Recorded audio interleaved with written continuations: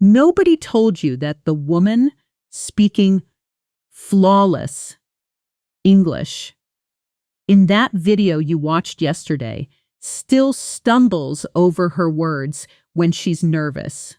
She just doesn't let you see it happen live. That's the secret nobody wants to admit.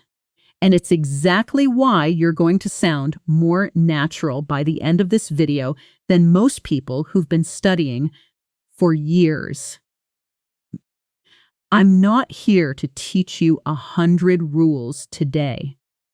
I'm here to hand you the exact words that people who sound self-assured actually reach for when their grammar isn't perfect, when they forget a word, when their mind goes completely blank in the middle of a sentence. Because here's the truth almost nobody tells learners. Fluent sounding people are not people who never make mistakes. They're people who know how to keep talking anyway. So, today, in the next hour or so, you're going to walk away with more than 60 words and phrases that native speakers actually use to sound composed, to sound articulate, to sound like they belong in the room, even when their English isn't textbook perfect.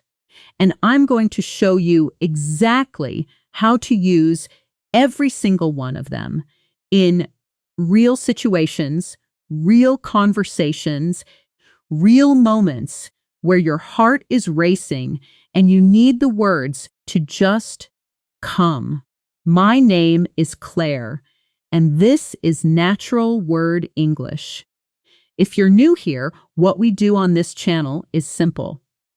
We take advanced vocabulary, the real words native speakers use, and we drop them into real-life situations so they actually stick in your memory instead of sitting quietly in a notebook you never open again. Here's why this method works better than memorizing lists. When you learn a word attached to a story, attached to a feeling, attached to a specific moment, your brain doesn't just store it as information. It stores it as an experience. And experiences are what you remember under pressure.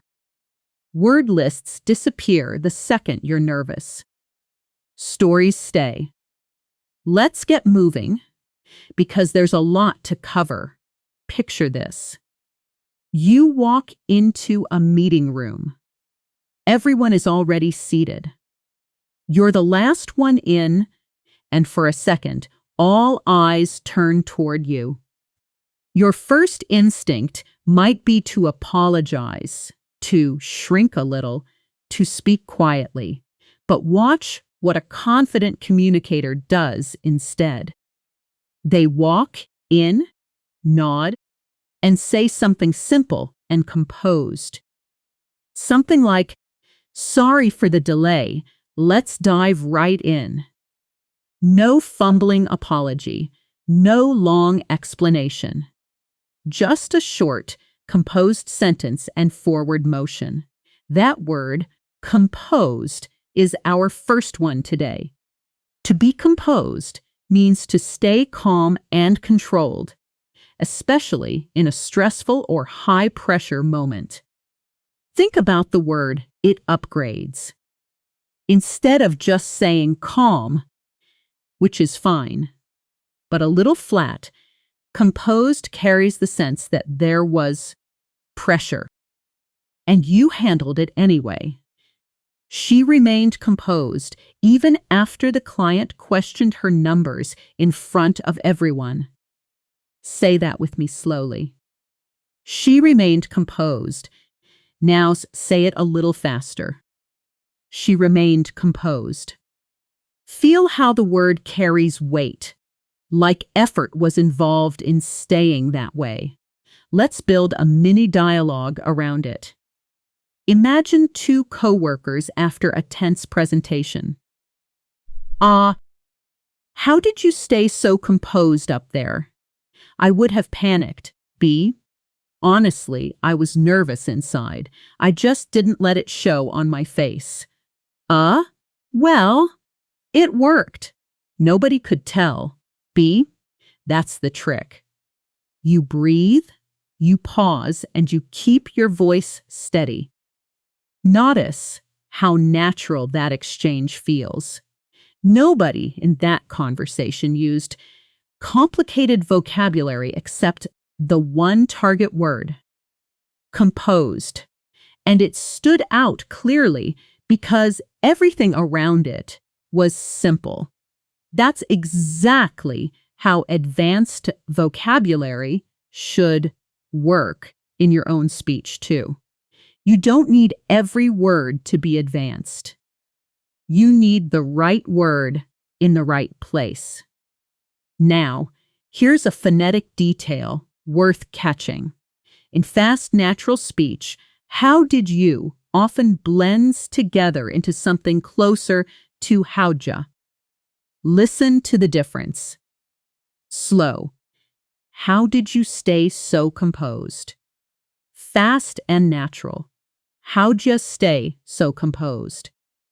Native speakers do this constantly, and once your ear catches it, sentences that used to sound like a blur of sound will start separating into words you actually recognize.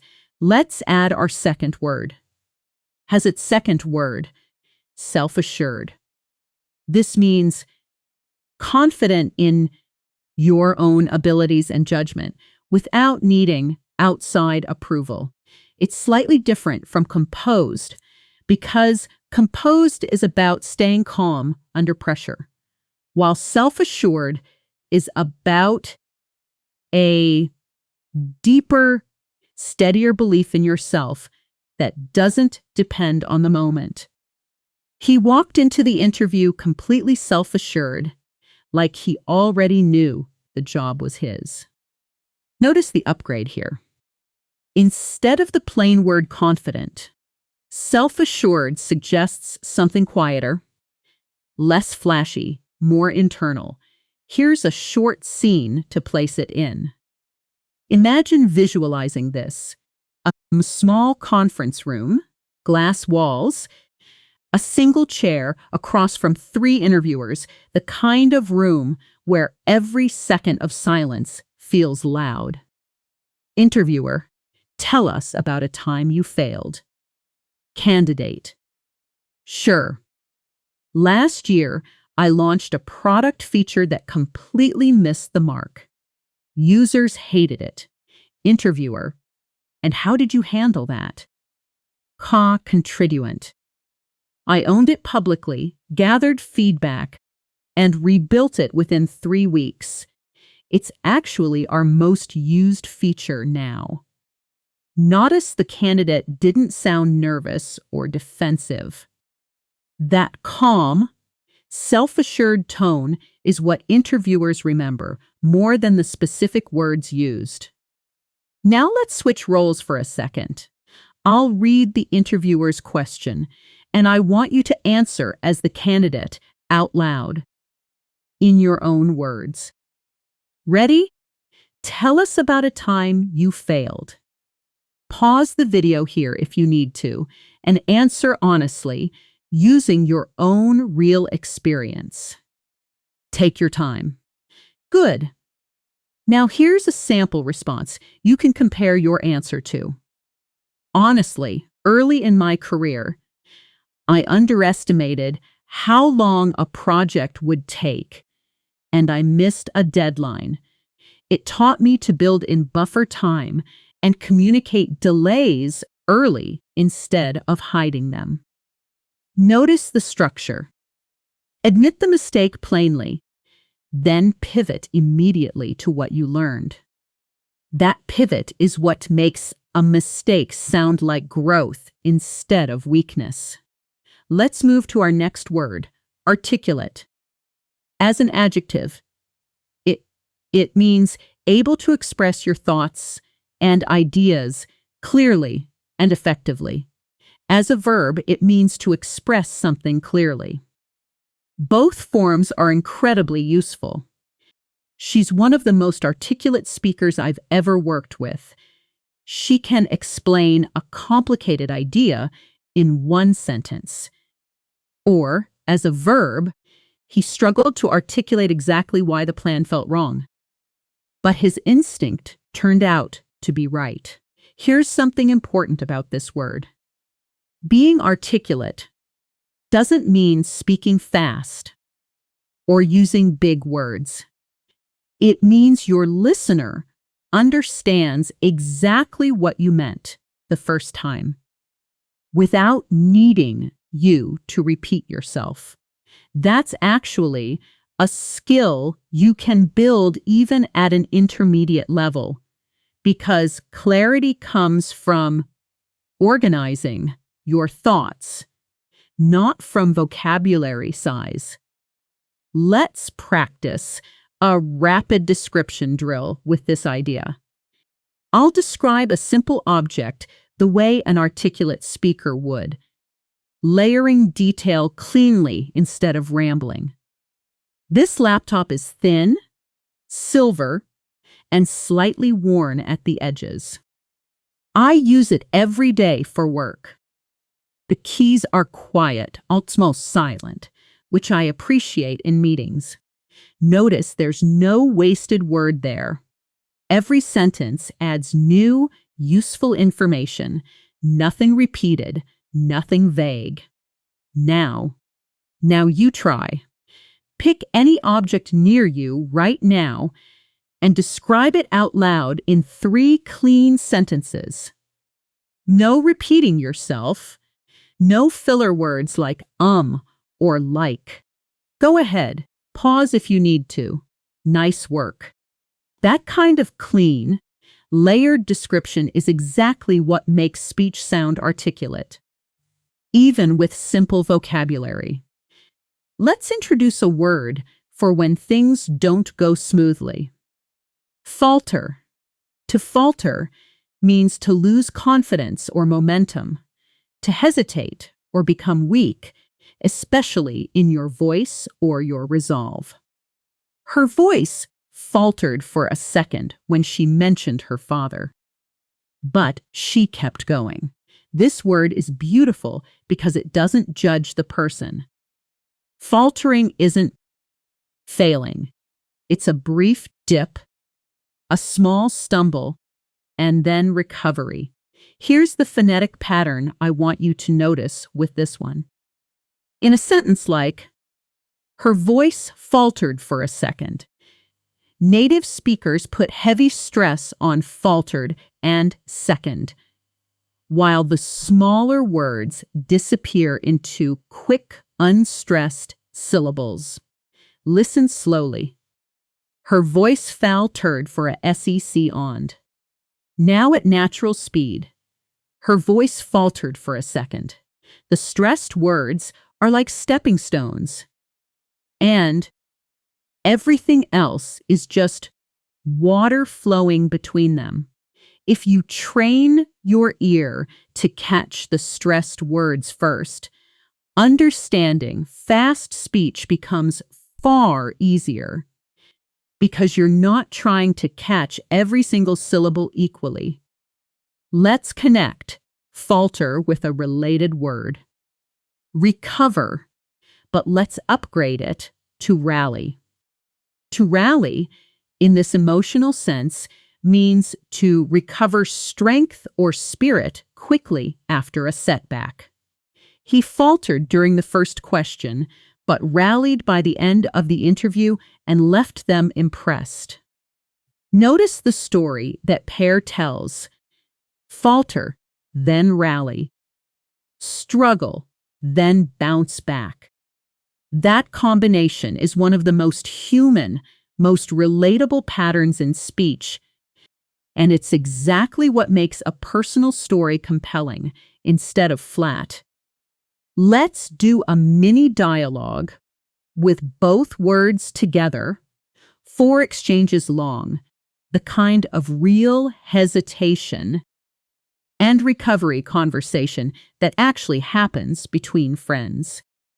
A. How did the presentation go? B. Honestly, I faltered right at the start. My mind just went blank for a second. A. Oh no! What did you do? B. I took a breath, looked at my notes, and just rallied. By the middle, I was actually enjoying it. A. That's impressive. Most people would have panicked completely. B. I think the key was not fighting the panic, just riding it out for a few seconds. Let's pause here and talk about a technique for exactly that moment, the blank mind moment, because it happens to everyone in every language, not just English learners. When your mind goes blank, the worst thing you can do is stay silent and panic. Instead, native speakers use small bridge phrases to buy themselves a second or two to think.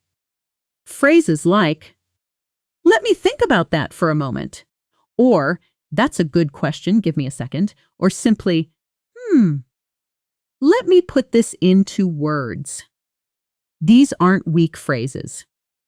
They're tools. Using them makes you sound thoughtful, not lost. Let's move into a new emotional cluster. Words about honesty and openness in how you speak. The first one is candid. Candid means honest and direct, sometimes surprisingly so, without trying to hide your true opinion. I'll be candid with you. I don't think this plan is going to work. Notice how that phrase, I'll be candid with you, is almost a signal phrase. It tells your listener what comes next might be uncomfortable, but it's the truth. Let's compare it with a related word. Forthright means direct and honest, especially in a way that shows strength of character. It's slightly more formal and carries a sense of moral courage. She was forthright about the company's financial struggles, even though it wasn't what the board wanted to hear. The difference between candid and forthright is subtle. Candid is about openness. Forthright adds a layer of courage, of not hiding difficult truths, even when it's risky. Here's a real-life visualization before we build the dialogue. Imagine a small office. Late afternoon light coming through blinds. A manager and an employee sitting across a desk. The kind of conversation neither person really wants to have, but both know is necessary. Manager: I want to be candid with you about this quarter's numbers. Expert: Okay, go ahead. I'd rather know, Manager. We're behind target. And honestly, some of that falls on decisions I made, not just the team. Decibel: I appreciate you being forthright about that. It makes it easier to trust the plan going forward. A manager: That's exactly why I wanted to say it directly, instead of dancing around it. Employee: Understood. So what changes are we making? Notice how the honesty in that conversation actually built trust instead of damaging it. That's the real power of candid, forthright communication. People trust discomfort delivered with respect far more than they trust vague reassurance. Let's shift to word number 7. Unfiltered. This describes speech or opinions that are expressed without being softened or controlled. Sometimes bluntly, their feedback was completely unfiltered, no sugarcoating at all. Notice this word can be positive or slightly risky depending on context. Unfiltered honesty is refreshing in the right setting, but can feel harsh in the wrong one. Part of sounding confident in English is choosing when to be unfiltered and when to soften your words instead. Let's contrast that with a softer related word. Diplomatic. To be diplomatic means to handle a sensitive situation carefully and tactfully, choosing your words to avoid causing offense. She gave diplomatic feedback that pointed out the problem without making anyone defensive. Here's a useful upgrade in real conversation. Instead of saying, "I don't want to be rude, but," which sounds a little weak, try saying, "Let me put this diplomatically," which sounds more intentional and controlled. Let's practice a paraphrasing drill with these two words.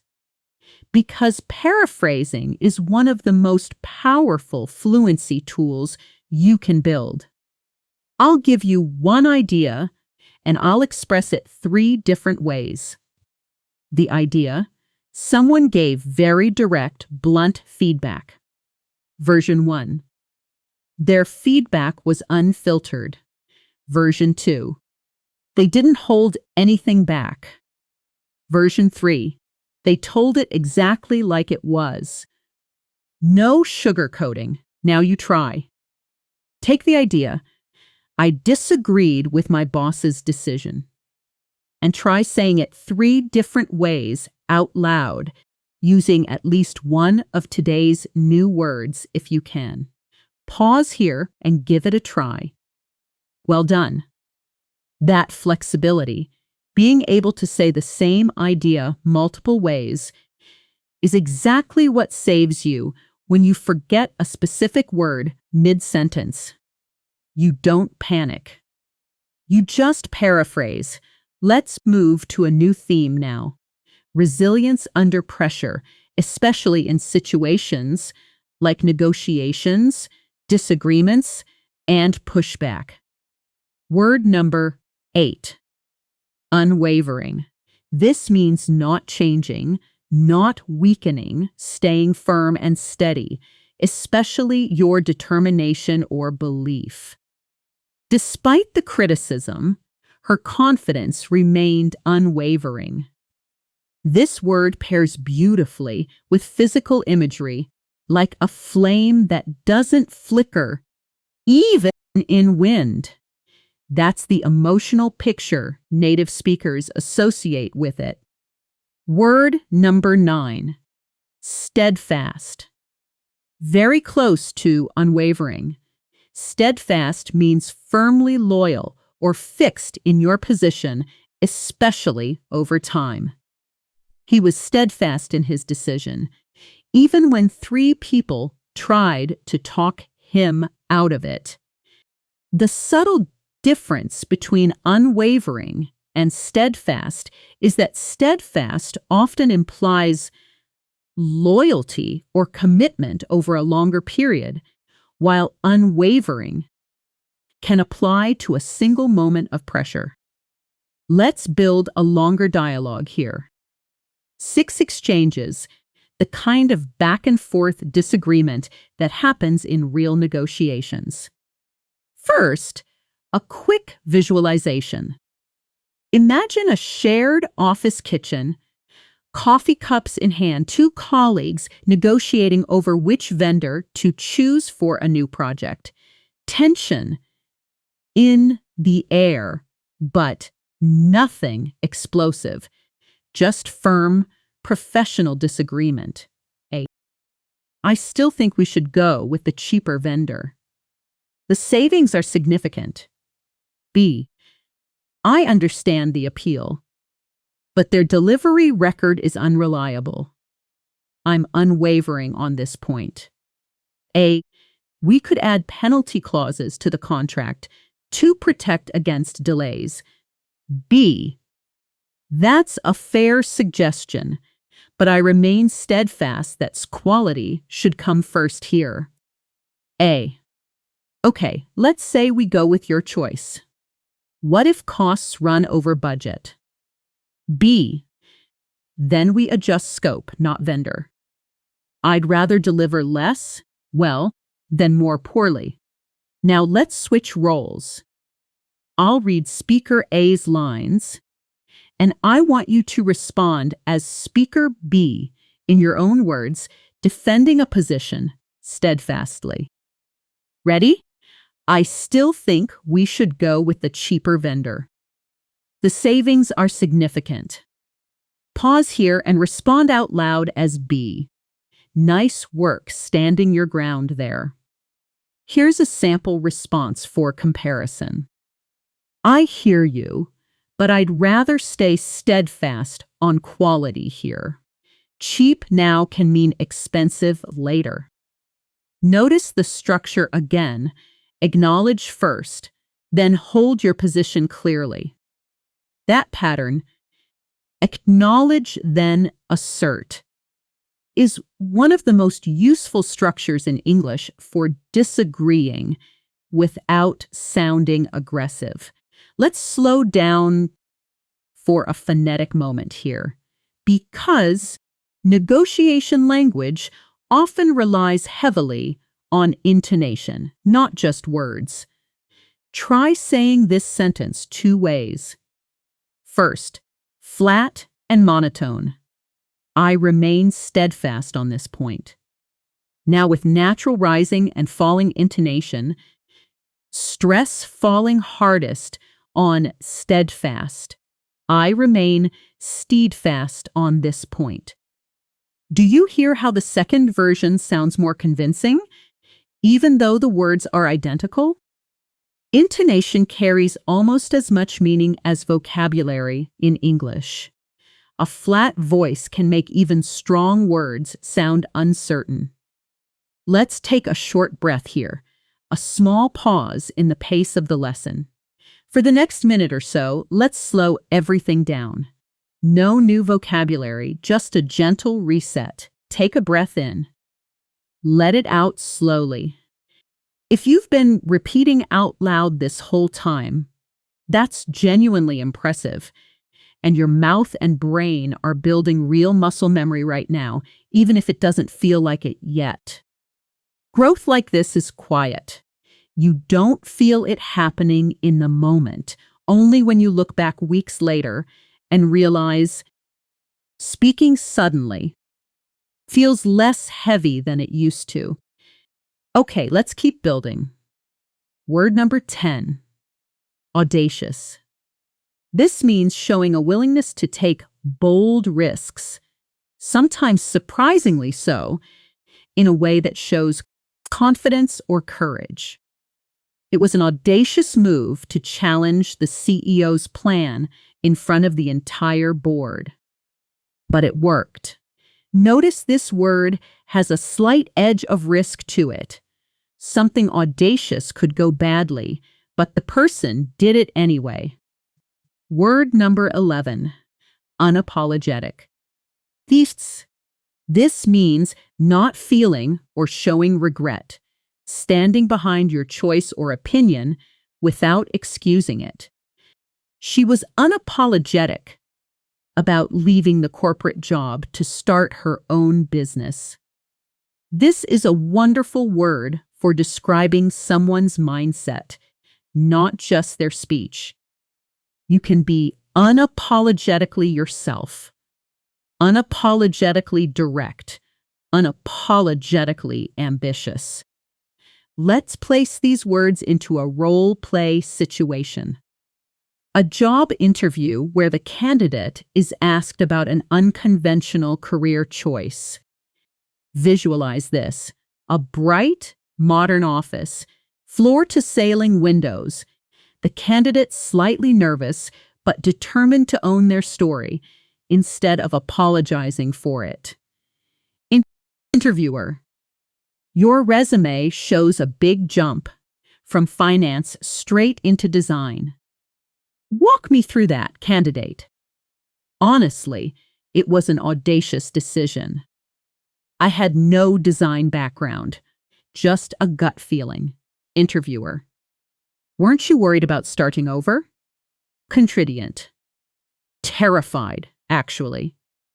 But I'm unapologetic about it now, because it led me here. Interviewer. What would you say to someone considering a similar leap? Contridiant. Don't wait until you feel ready. Readiness comes after you start, not before. That candidate's tone there, notice, wasn't arrogant. Audacious and unapologetic don't mean rude or boastful. They mean owning your story fully without shrinking it to make other people comfortable. Net. Let's practice thinking in English directly with this concept. Instead of translating, "Doi kom hoi hun ve quitting da," word by word in your head, just connect the feeling straight to English. I'm unapologetic about that decision. The more you practice mapping feelings directly to English phrases, instead of translating sentence structure, the faster this vocabulary becomes truly yours instead of borrowed. Let's add a listening for gist moment here, an important skill when native speakers talk quickly and you can't catch every word. Imagine someone rapidly says, "Yeah, so basically, after the whole finance thing didn't work out, I just kinda took a leap and went into design. No regrets, honestly. If you only caught fragments, finance thing, didn't work out, leap, design, no regrets, you actually have enough to respond naturally. You could say, that sounds like a big change, or simply, I see, that makes sense, and keep the conversation flowing. You don't need every word. You need the shape of the idea. Let's move to a fresh cluster now. Words about connecting with people. Since fluency isn't just about talking, it's about making people feel something when you speak. Word number 12. Resonate. When something resonates with someone, it creates a strong, meaningful connection or emotional response. Her story about failure resonated with almost everyone in the room. This is one of the most useful words for talking about impact, whether it's a speech, a piece of writing, or even a song. Word number 13. Captivate. To captivate means to hold someone's attention completely, often through charm or fascination. He captivated the audience within the first 30 seconds of his talk. Notice both of these words describe effect, not effort. You don't say, I tried to captivate them. You say the result happened. That's an important pattern in English, describing outcomes cleanly instead of over-explaining your intentions. Let's do a 5 senses description drill using these words. Using the TEM, connecting emotion to physical detail the way skilled storytellers naturally do. Imagine a small theater, dim lighting, the low hum of an audience that's settling into their seats. A speaker walks out. Her voice is calm, but carries across the room easily. The story she tells resonates instantly. You can feel people leaning forward slightly. By the 3rd minute, the room is completely captivated. Nobody checking their phone, nobody whispering. Just stillness and attention.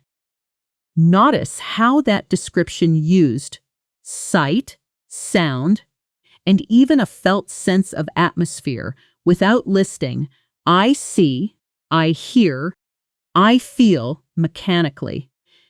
Advanced description blends the senses naturally into the story instead of announcing them separately. Let's build vocabulary specifically for describing people's personality now, since so much of real conversation involves talking about others. Word number 14. Charismatic. This describes someone with a compelling charm that makes people naturally drawn to them. He's incredibly charismatic. People just gravitate toward him at parties. Word number 15. Disarming. This means having a quality that makes people feel relaxed and less defensive, often through warmth or unexpected honesty. Her disarming smile made even the toughest interview feel like a conversation between friends. Here's a small mini dialogue using both. A casual conversation between two friends describing someone they just met. A. What did you think of the new manager? B. Honestly, really charismatic. Everyone was laughing within 5 minutes. Ah, I noticed that too. There's something disarming about the way she asks questions, like she actually wants to know the answer. B. Right. It doesn't feel like small talk with her. Let's isolate a connected speech moment here. In casual speech, what did you think often compresses into something closer to what'd you think, and kind of almost always becomes kinda. Going to becomes gonna, and want to becomes wanna. Practice this sentence at natural speed. I think she's kinda disarming. Gonna be interesting working with her. Try saying it fast, letting those words blend the way they do when native speakers aren't thinking carefully about pronunciation. Let's introduce a slightly different personality word now. Unpretentious. This describes someone who doesn't try to seem more important, intelligent, or wealthy than they actually are. Someone genuinely humble. Despite being incredibly successful, he's remarkably unpretentious. He still takes the bus to work. Compare this to a simpler word like modest. Unpretentious carries a slightly stronger contrast. It often implies there was an opportunity to show off, and the person chose not to. Grounded. This describes someone emotionally stable, realistic, and connected to what actually matters, not easily shaken by fame, pressure, or flattery. Even after the promotion, she stayed grounded, still checking in with her old team every week. These two words, unpretentious and grounded, work beautifully together when describing admirable people, and they're words you'll hear constantly in interviews, biographies, and casual conversations about public figures. Let's do a quick fluency round. Check in here. A short recap of everything we've covered so far. Said quickly and continuously, the way you'd want to eventually speak these words yourself. So far today, we've covered composed, self-assured, articulate, falter, rally, candid, forthright, unfiltered, diplomatic, unwavering, steadfast, audacious, unapologetic, resonate, captivate, charismatic, disarming, unpretentious, and grounded. 19 words, all connected by one theme, sounding confident, honest, and connected even when your English isn't flawless. We're just getting started. There's a lot more coming, including specific techniques for job interviews, difficult conversations, small talk that doesn't feel awkward, and a full shadowing and listening practice section designed to train your ear for natural speed English. Stick with me. Keep repeating out loud, and let's keep building. Let's keep going, moving into a new set of situations, the kind where your words really get tested. Disagreements, apologies, and moments where you need to sound calm even when you're frustrated. Word number 18, exasperated. This means feeling intense irritation or annoyance, especially because of something repeated or drawn out. By the third delay, she was completely exasperated, though she kept her tone professional. Notice? This word describes an internal feeling, not necessarily something you show outwardly. You can be exasperated inside, while still sounding composed on the outside, and that contrast is actually very common in real workplace. English word number 19, unfazed. This means not disturbed, worried, or affected by something that would normally shake most people.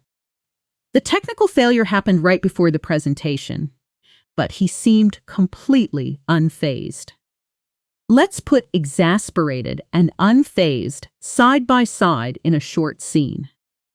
Picture a customer service call, the kind everyone dreads, a customer growing frustrated, and a representative trying to stay calm. Kissamer, this is the third time I've called about this issue. I'm honestly exasperated at this point. Representative, I completely understand, and I'm sorry for the frustration this has caused. Consumer, I just want it fixed, not another apology. Representative, fair enough. Let me pull up your account right now and walk you through the fix. Directly. No more delays. Notice the representative stayed calm without being fake or overly cheerful. That's an important balance in English communication. Sounding unfazed doesn't mean sounding cold. It means staying steady while still acknowledging the other person's feelings honestly. Let's slow down on pronunciation here. The word exasperated has a stress pattern worth practicing carefully. Ex, ace, per, a, ted, with the strongest stress on the second syllable. Say it slowly first. Ex, as per a, ted. Now at natural conversational speed. Exasperated. Many learners put equal stress on every syllable, which makes English sound robotic. Native rhythm always has peaks and valleys, one syllable standing taller than the rest. Let's introduce a technique for handling frustration in conversation without sounding rude, because this is something almost every learner struggles with.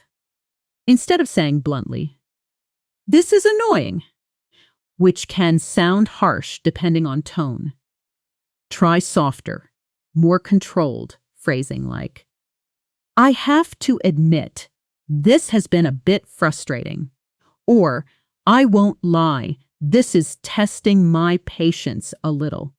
These phrases let you be honest about frustration while still sounding measured and adult, which is exactly the tone that makes people respect you in difficult conversations. Let's move to word 20. Reconcile. In this context, It means to bring two conflicting ideas, feelings, or people back into agreement or harmony. It took a long conversation, but they finally reconciled their different visions for the project. This word works both for personal relationships and for abstract ideas, which makes it incredibly flexible. You can reconcile with a friend, or you can reconcile two conflicting opinions. Word 21. Mediate. To mediate means to help two people or groups resolve a disagreement, usually as a neutral third party. She was asked to mediate the dispute between the two departments.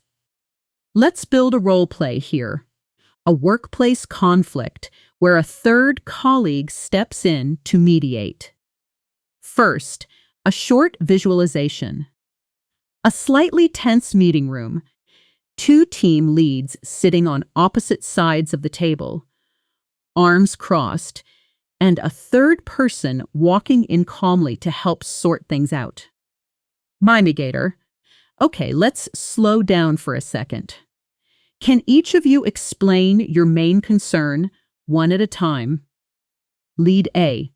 My concern is that our timeline keeps getting pushed because of unclear requirements from their side.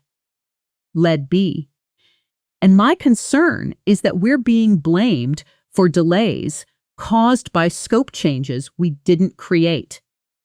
Mimigator. Okay, so it sounds like the real issue is communication around scope changes, not effort on either side. Lead A. That's fair, actually. Lead B. Yeah, I can agree with that framing. Mediator. Great. Let's reconcile that by setting a clear process for scope changes going forward. Notice how the mediator didn't take sides. They simply restated each concern clearly, which is often enough to de-escalate tension. That skill, restating someone's point calmly before responding, is one of the most underrated fluency tools in English because it buys you time to think while also making the other person feel heard. Now let's switch roles for practice. I'll read Lead A's line, and I want you to respond as the mediator, restating the concern calmly in your own words. Ready? My concern is that our timeline keeps getting pushed because of unclear requirements from their side. Pause here and respond as the mediator. Well done. Restating calmly, without judgment, is a skill that instantly makes you sound more mature and controlled in English. Even with simple vocabulary. Let's shift into a new emotional area now. Vulnerability and honesty about struggle. Because sounding confident doesn't mean pretending everything is easy. In fact, some of the most respected communicators are the ones who talk openly about difficulty. Word 22. Vulnerable. This means open to emotional exposure, willing to show weakness or uncertainty instead of hiding it. Sharing that story made her feel vulnerable, but the audience connected with it deeply. Word 23. Self-deprecating. This describes humor or comments that gently mock or downplay yourself, often used to seem more relatable or less intimidating. His self-deprecating jokes about his terrible cooking made everyone laugh and feel instantly comfortable around him. Let's connect these two ideas with a short scene. Imagine a small networking event. the kind of slightly awkward room full of strangers, holding drinks, trying to find something to say. A. So what do you do? B. Honestly, I'm still figuring that out. I quit my old job with zero plan, which in hindsight was not my smartest move. A. That's brave, though. B. Or reckless, depending who you ask. But yeah, being a little vulnerable about it has actually opened more doors than pretending I had it all figured out. That kind of self-deprecating honesty, said with a light tone, not sad or heavy, is incredibly disarming in English conversation. It signals confidence, ironically, because only a secure person can laugh at their own mistakes without feeling threatened. Let's introduce a paraphrasing drill here to strengthen flexibility. I'll give you one idea and 3 different ways to say it. The idea: I made a mistake and I'm okay admitting it. Version 1: I messed up, honestly, no excuses. Version 2: I'll own that one, it was on me. Version 3: yeah, that was my mistake, lesson learned. Now, you try. Take the idea, I don't fully understand this topic yet, and give me 3 different ways to express it out loud. Pause here and try it. Great work. Notice how none of those versions needed to be complicated. Simple, honest phrasing said with a steady tone often sounds more confident than complex vocabulary. Said nervously. Let's move into word 24, empathetic. This means having the ability to understand and share the feelings of another person. She's incredibly empathetic. She always seems to know exactly what someone needs to hear. Word 25. Validate, specifically in the emotional sense, meaning to acknowledge that someone's feelings are reasonable and understandable. Sometimes people don't want advice, they just want you to validate what they're feeling. Let's build a longer dialogue here. 5 to 6 exchanges showing how empathetic language actually sounds in a real supportive conversation between friends. This. A quiet evening, 2 friends sitting on a porch, one of them clearly stressed about a big decision. I don't know. I keep going back and forth on whether to take this job offer. B. That sounds really stressful. What's making it hard to decide? A. I think I'm scared of leaving something stable for something uncertain. B. That makes complete sense, honestly. Fear of losing stability is a valid concern, not something to brush off. A. Yeah, I guess I just needed someone to say that out loud. B. It's real. Whatever you choose, it's okay that this feels hard. Notice friend B never gave advice. They validated feelings instead, using phrases like, that makes complete sense, and that's a valid concern. This is one of the most emotionally intelligent patterns in English conversation. And honestly, one of the most underused by learners who often jump straight to giving solutions instead of listening first.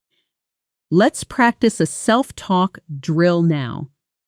Something you can do completely alone, describing your surroundings using today's vocabulary to build real reflexes outside of video lessons. Try this with me. Look around wherever you are right now. There's a chair beside me, slightly worn at the edges. I feel fairly composed right now, actually. focused on this practice. I can hear some quiet background noise, maybe traffic or a fan humming. If someone walked in right now, I'd probably feel a little self-conscious, but I'd try to stay grounded and keep talking naturally anyway. Notice how that wasn't scripted perfectly. It had small pauses and natural hesitation, and that's completely fine. Small. 1. The goal of this exercise isn't perfect grammar. It's building the habit of narrating your inner experience in English instead of staying silent in your head. Let's take a short pause again here, a calmer moment before we move into our next major section. Interviews, first impressions, and small talk that doesn't feel forced. Just breathe for a moment. If your mouth feels a little tired from repeating out loud, that's actually a good sign. It means real muscles are working, not just passive listening. Speaking English is genuinely physical. Your tongue, your jaw, your breath control are all building coordination right now, even if progress feels invisible today.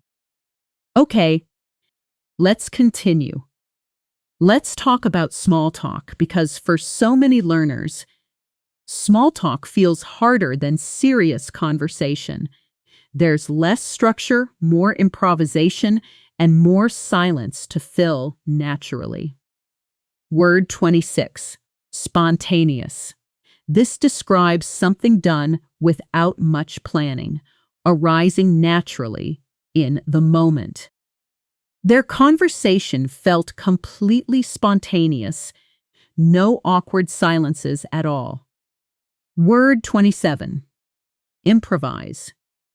To improvise means to create or do something without preparation, using what's available in the moment. When the interviewer asked an unexpected question, she had to improvise her answer completely. Let's set up a role play.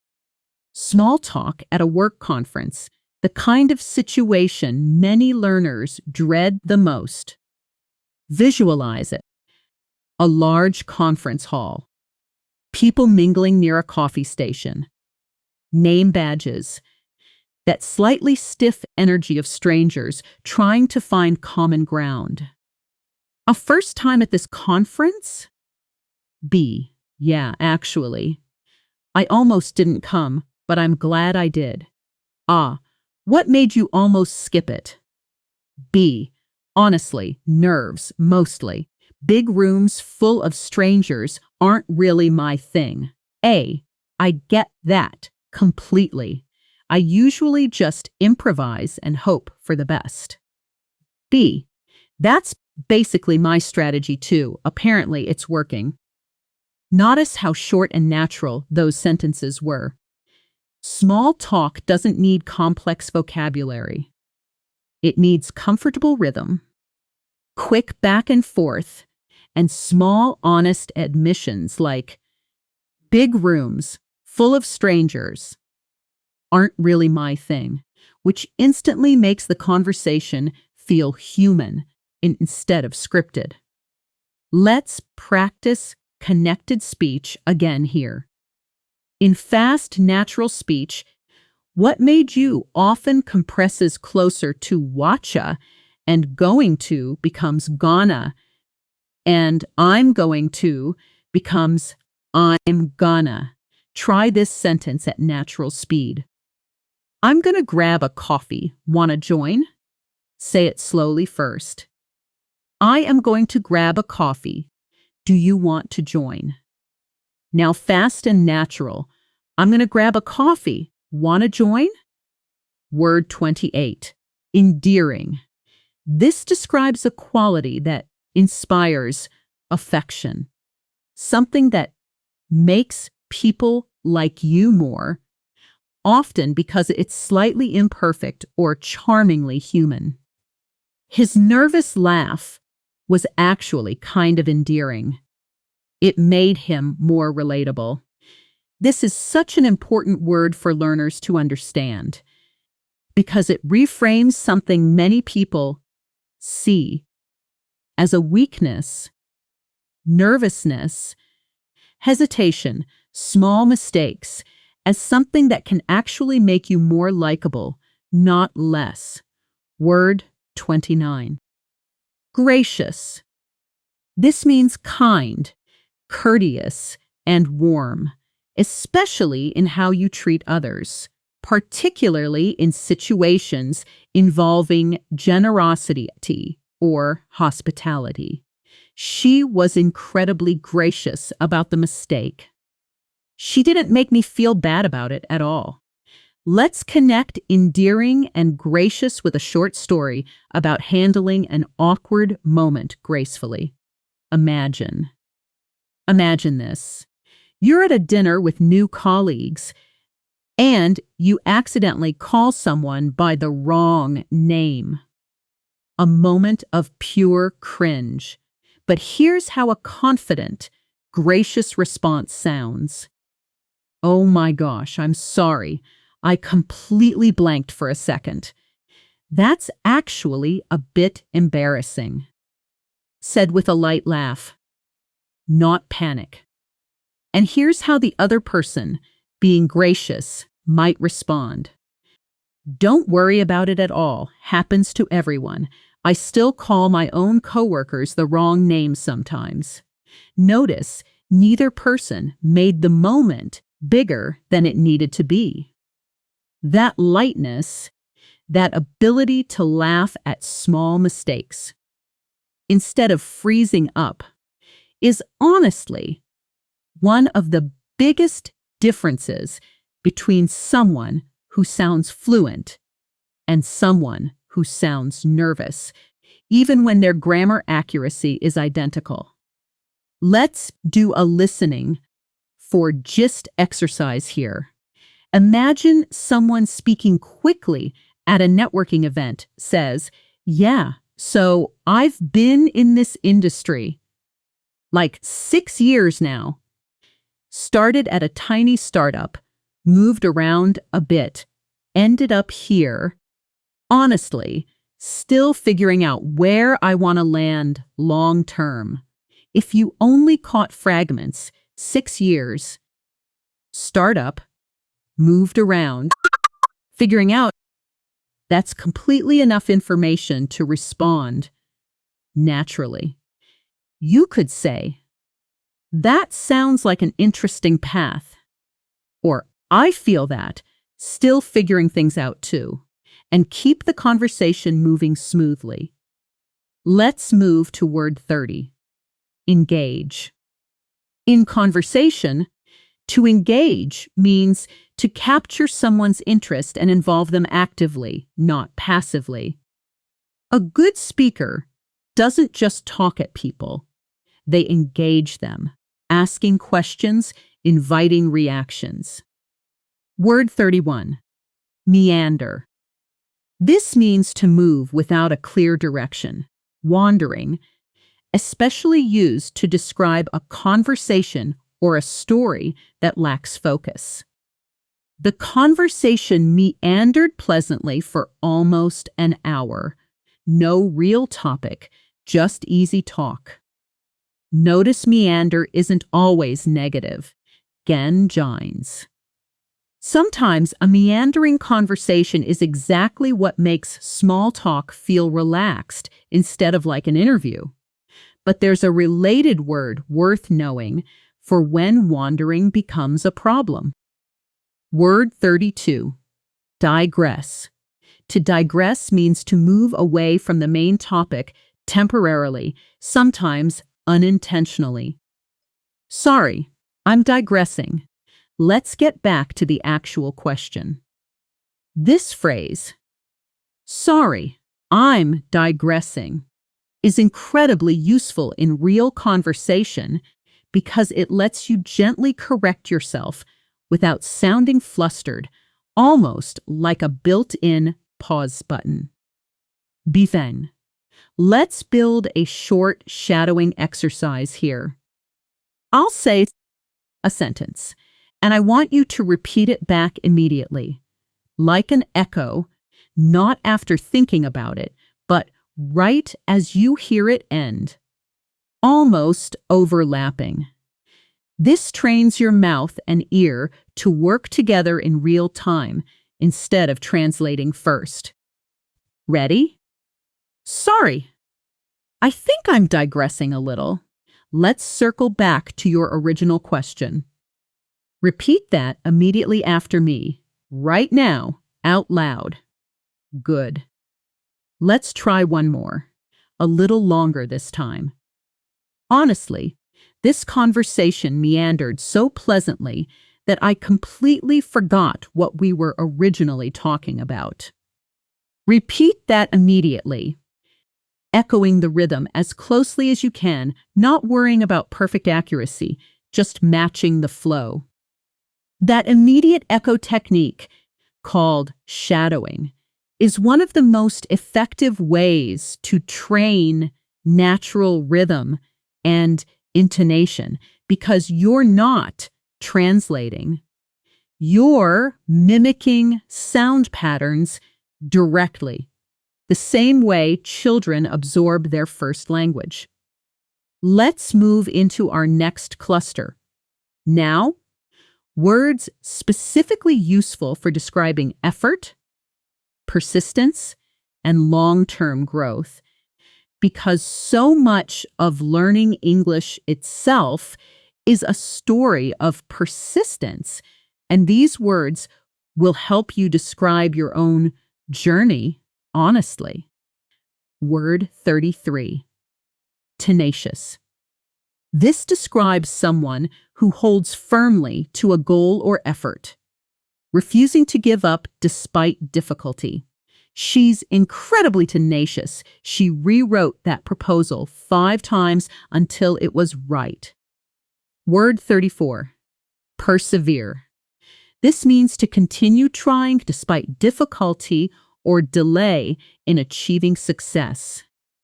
Even when progress felt invisible, he persevered, and eventually his English just clicked.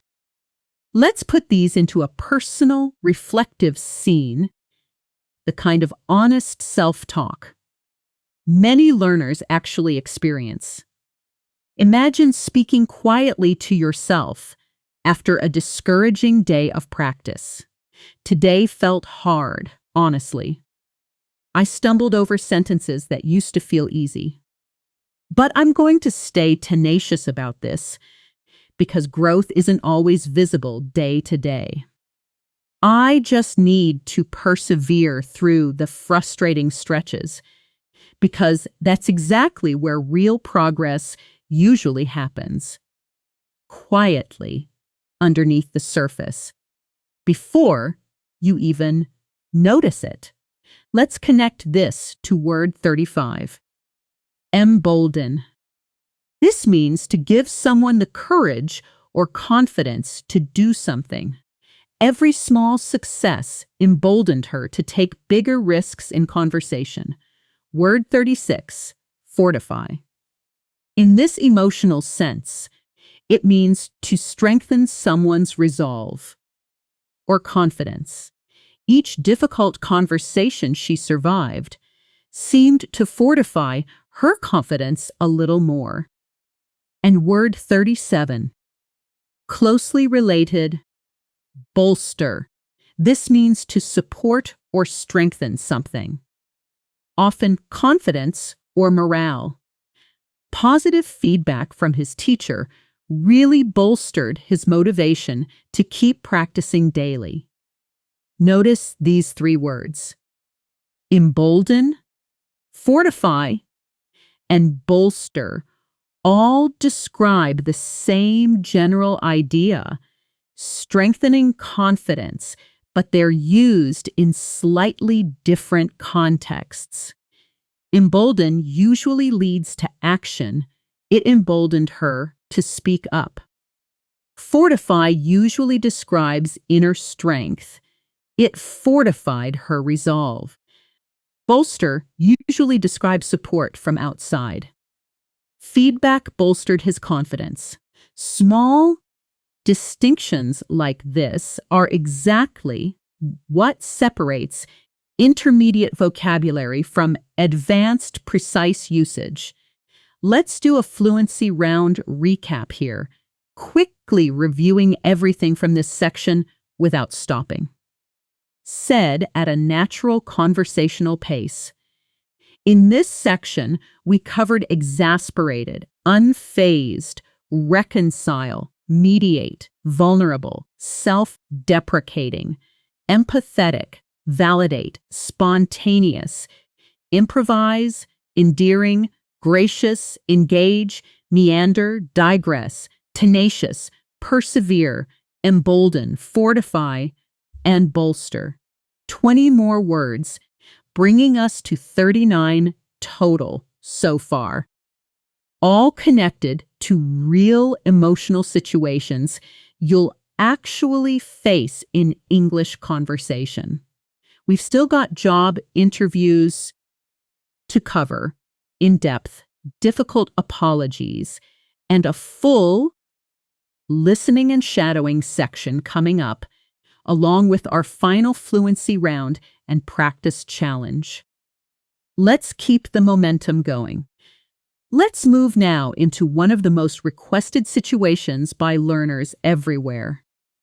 Job interviews, because this is where confident vocabulary matters most and where nerves hit hardest. Word 38, poised. This means graceful, calm, and self-controlled, especially under pressure or scrutiny. She walked into the interview completely poised, like she'd done this 100 times before. Word 39. Articulation. The noun form of articulate we covered earlier, meaning the way you express your thoughts clearly. His articulation of complex ideas in simple terms impressed the entire panel.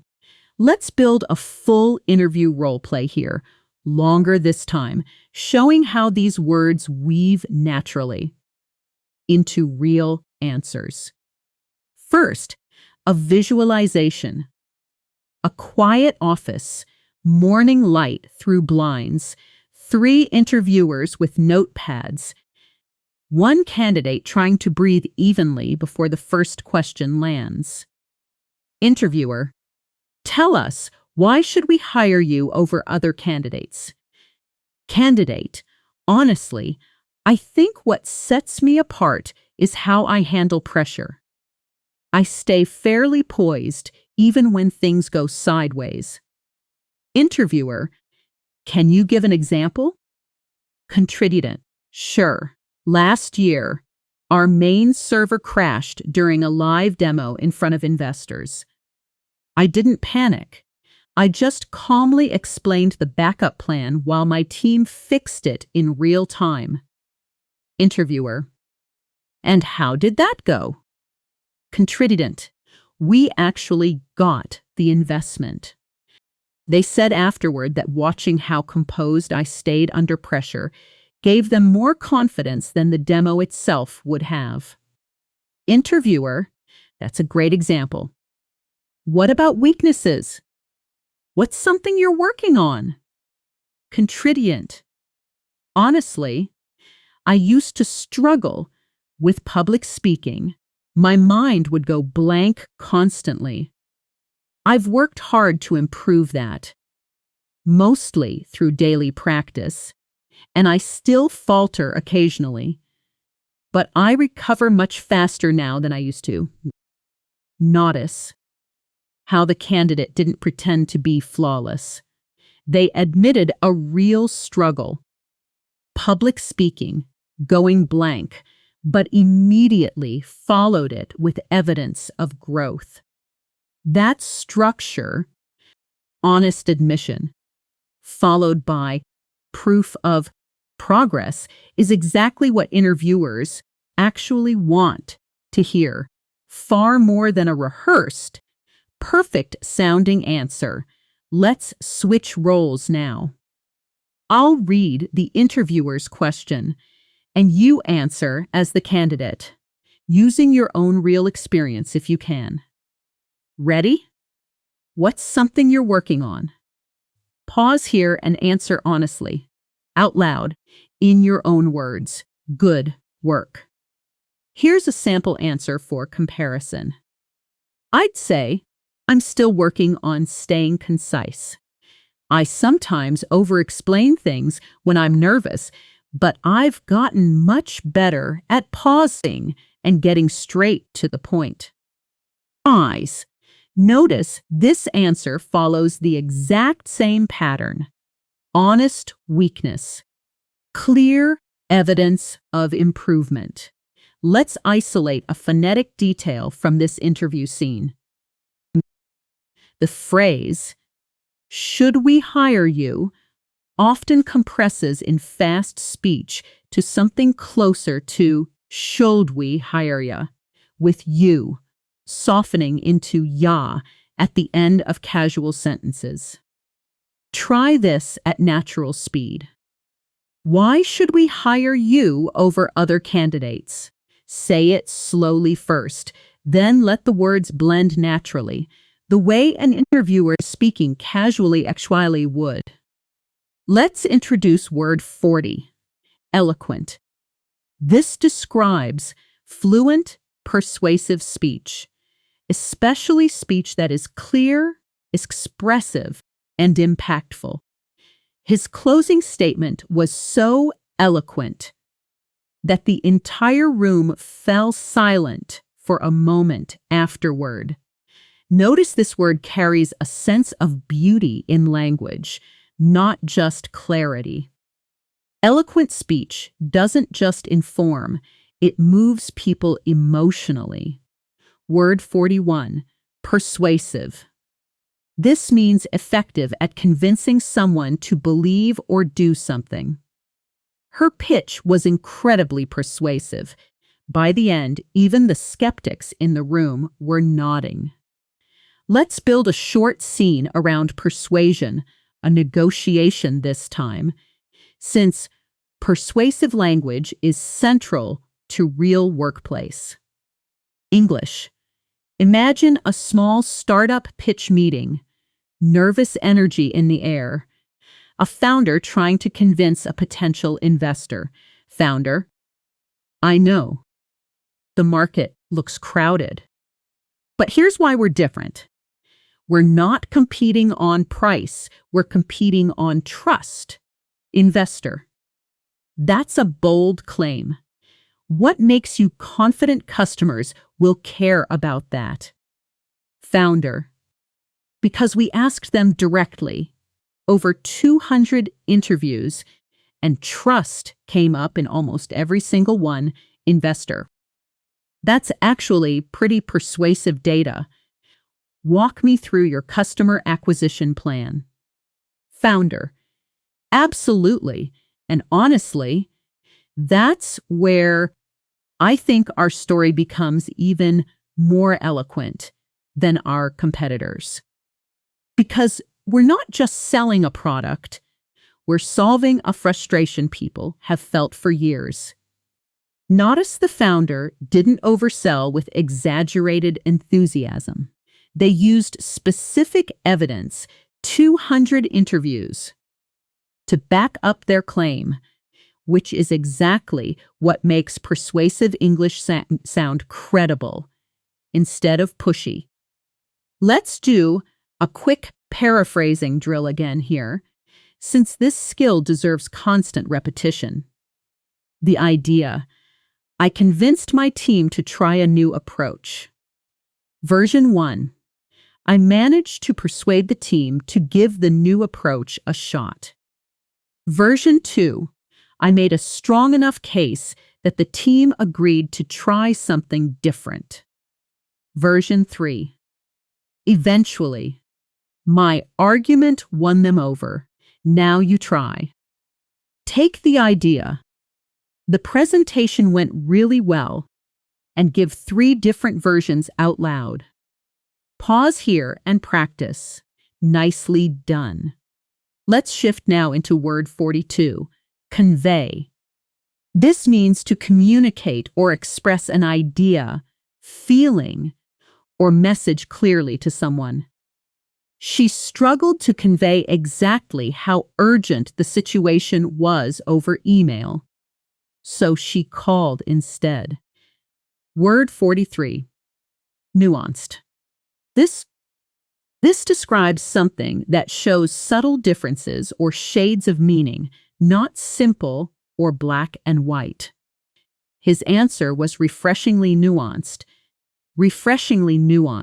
He acknowledged both sides instead of picking one extreme. These two words pair beautifully in professional English because conveying nuance, ethos, is genuinely difficult, especially under pressure. Let's build a short dialogue showing nuanced disagreement, the kind of conversation where two people disagree respectfully without anyone losing composure. I think remote work has made our culture weaker overall. B. I see that argument, though I'd push back slightly. I think it's more nuanced than that. Ah. How so? B. Well, some teams thrived remotely, especially ones with strong existing trust. It's less about remote work itself and more about how prepared the team was beforehand. Ah, that's fair, actually. I was probably oversimplifying it. Not speaker B didn't say, "You're wrong." They said, "I'd push back slightly," which is a soft, respectful way to disagree in English, and then followed with, "It's more nuanced than that," a phrase that instantly elevates a disagreement from combative to thoughtful. Let's move into our shadowing and pure listening practice section. Now, because this is where we train your ear specifically, separate from vocabulary building. Here's the core technique for shadowing, explained clearly, since we've been practicing it throughout, but haven't fully broken it down. Real shadowing means listening to a sentence and repeating it back immediately, almost overlapping with the original audio, mimicking rhythm, stress, and intonation exactly, not just the words. It's different from simple repetition because you're not waiting to fully process. Meaning first, you're training your mouth to move at native speed, the same way your ears eventually adjust to native speed listening. Let's practice with a slightly longer, more natural sentence this time. Honestly, I think the reason her feedback resonated so much is because she was completely unfiltered, but somehow still incredibly kind about it. I'll say this once at natural speed, and I want you to shadow it, repeating almost simultaneously, not worrying about catching every single word perfectly. Now let's slow that same sentence down completely, breaking it into its natural rhythm units, the way a native speaker mentally organizes it, even though they'd never say it this slowly out loud. Honestly, I think the reason her feedback resonated so much is because she was completely unfiltered, but somehow still incredibly kind about it. Notice each of those chunks could almost stand alone with its own little breath, its own little rhythm. That's how native speakers process long sentences, not word by word, but chunk by chunk. Let's practice listening for gist. One more time, with a slightly trickier example, since real conversations rarely slow down for you. Imagine someone quickly says, "So basically, the whole meeting kinda went sideways, nice, because nobody had actually read the report beforehand," which honestly wasn't shocking given how last minute everything was. If you only caught fragments, meeting, sideways, nobody read the report, last minute, that's genuinely enough. You could respond naturally with, "Oh no, that sounds chaotic," or "I feel like that happens every time." And the conversation continues smoothly without you needing to have decoded every single word. Let's move into our final vocabulary cluster now. Words about apologizing and repairing conversations, because knowing how to recover gracefully from a mistake in conversation is honestly just as important as sounding polished in the first place. Word 44, acknowledge. This means to accept or admit that something is true, especially a mistake or a difficult reality. He immediately acknowledged the error instead of making excuses. Word 45, amend, in this context, meaning to fix or improve something after realizing it was wrong. She amended her original statement after realizing she'd misunderstood the question. Let's build a short apology scene, because apologizing well in English is a skill many learners never explicitly practice. Visualize this: a small team meeting, someone realizing mid-sentence that they gave incorrect information to a client earlier that day. A. Actually, wait. I need to correct something I said earlier. The delivery date I gave the client was wrong. B. Okay, what's the actual date? A. It's next Friday, not this Friday. I completely misread the schedule. That's on me. B. No big deal. Let's just email them the correction now before it becomes an issue. A. Yeah. I'll acknowledge the mistake directly in the email. Better they hear it from us than notice it themselves later. Notice speaker A didn't spiral into over-apologizing. They stated the mistake plainly. That's on me. Took ownership without drama and immediately moved to solving it.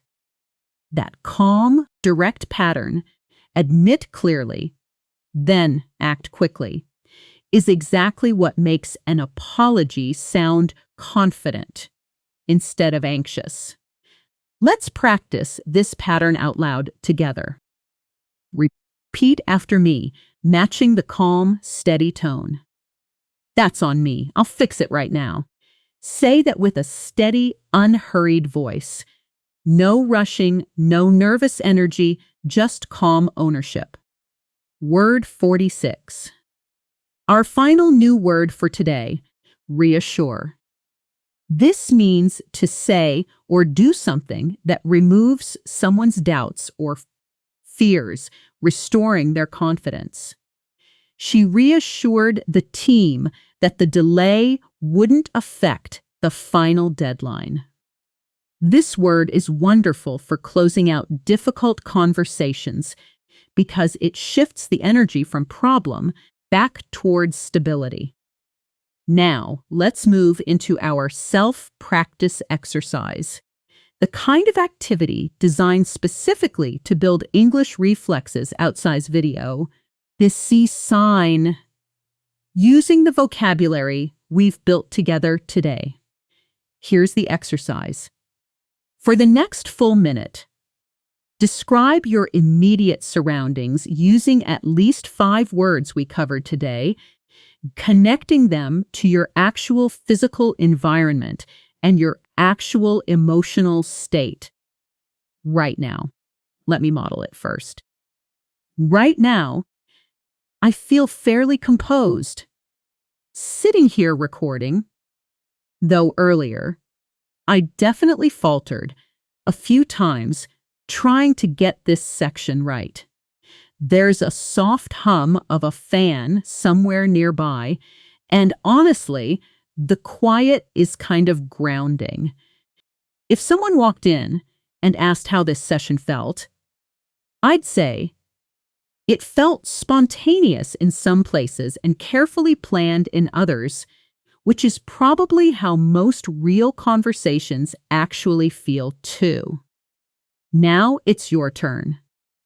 Pause the video, look around, and speak for a full minute, describing your environment and your feelings, using today's vocabulary naturally, without worrying about perfect grammar.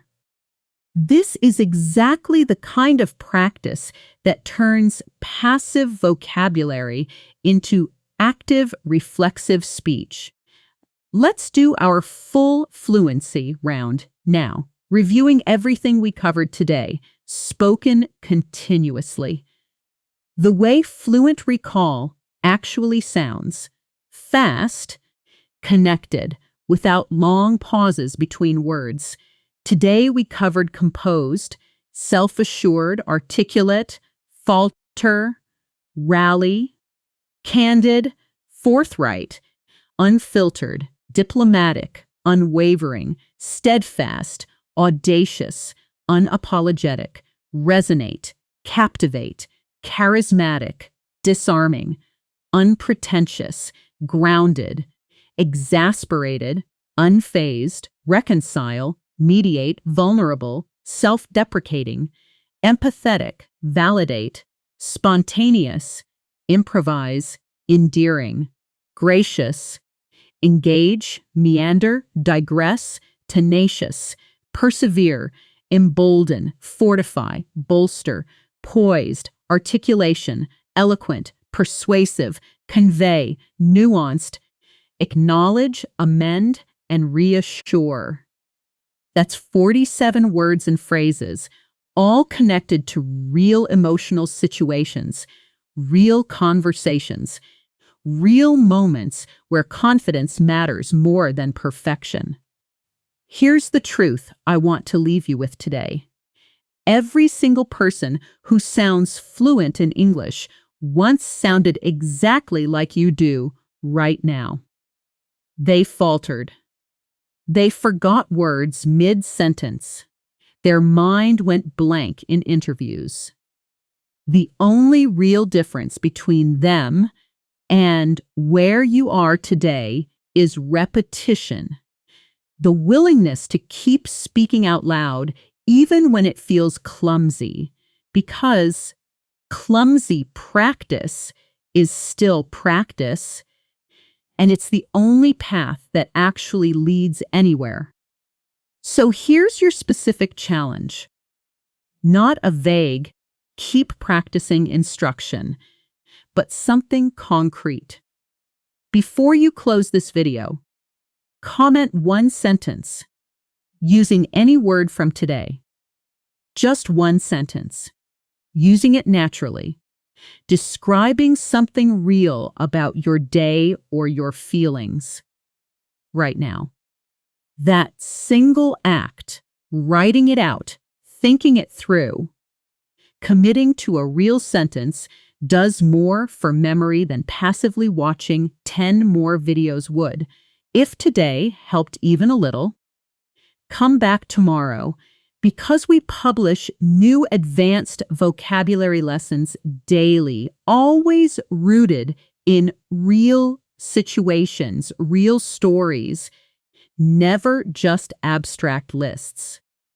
And if there's a specific situation you want covered next, meetings, dating conversations, arguments with family, Tell me in the comments, because these lessons come directly from what real learners are struggling with. Keep talking, even when it's messy, especially when it's messy. That's genuinely how fluency gets built.